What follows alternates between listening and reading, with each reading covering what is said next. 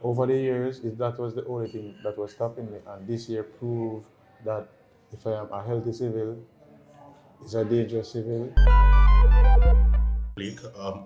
First, congratulations on your world title. Now, a day after the race, has it really settled in yet that right now you are the world champion? I don't think I have settled it as yet because I think I'm just still processing everything. I think I'm still processing everything, but a couple days I know that the reality will hit me. Right. You competed in your first global championship here in Japan at the Tokyo Olympics. Now, 4 years later, I'm in Japan again. You've gone all the way. Can you speak about your connection to Japan and what it means for you to get your first global title in the same stadium where you began? I'm really happy because I started my debut here, and you know that it's a new legacy for me to actually win the gold medal and to start a new chapter going forward, knowing that Japan was my debut and then Japan is my first time getting a gold medal. So I think this is going to be a moment I will always remember. Right. And what would you say is some of the key differences between the Oblique Seville 4 years ago versus Oblique Seville now, who is able to go all the way and become the world champion? Injury was playing a big part of my career, and over the years, that was the only thing that was stopping me. And this year proved that if I am a healthy civil, it's a dangerous civil, which is our champion. So I know for a fact that long as I am injury free, I'll be fine. And I'm going to be on that podium.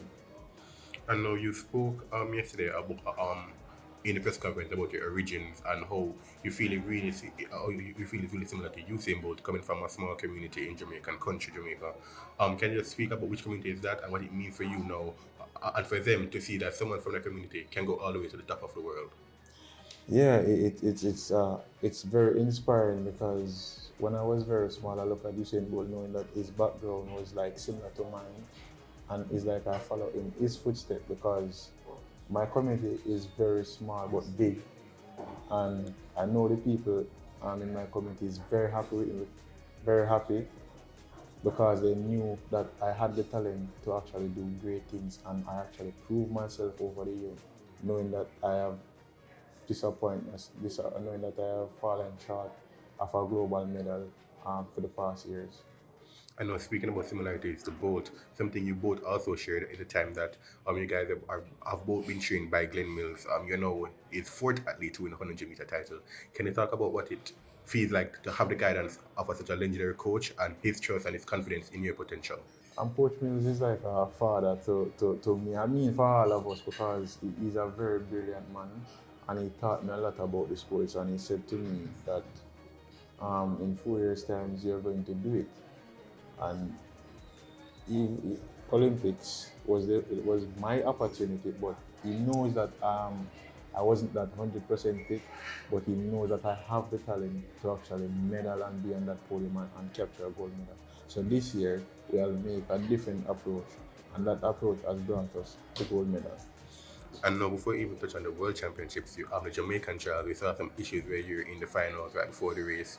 Can you speak about what happened and the mentality to really push through those challenges to make it to the team and then now being here as the champion? At the trials, the trials taught me a lot that I am a true fighter and a true warrior because what I felt, it wasn't anything mental, it was physical. And any athlete can be a testimony on that, knowing what I felt and know when you feel something before a race, how it can affect your mind and the body.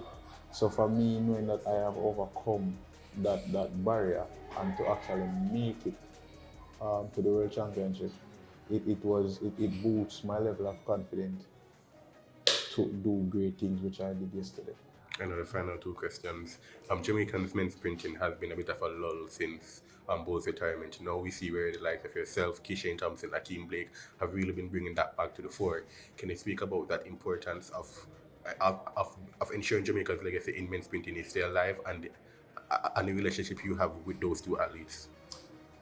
It's a great relationship with the athletes because if you check the statistics and history, it's the same coaches. Right. It's the same coaches, and for us, knowing that we get 1-2 in the men's 100 meter, is to show that Jamaica is always going to be the sprint factory. Right. And now the final question. Um, um, Individually, you've secured the goal. Now, next up is 4x100 meters. Uh, this event that Jamaica hasn't won since 2015. You spoke about, like I said, the, the relationship between you and Kishane. How do you rate Jamaica's chances now after that 1-2 in reclaiming that last title? I think we have the chance to win the goal because we have been in a drought for quite some times, and I think this year is the year for us to actually show back our dominance in the sports.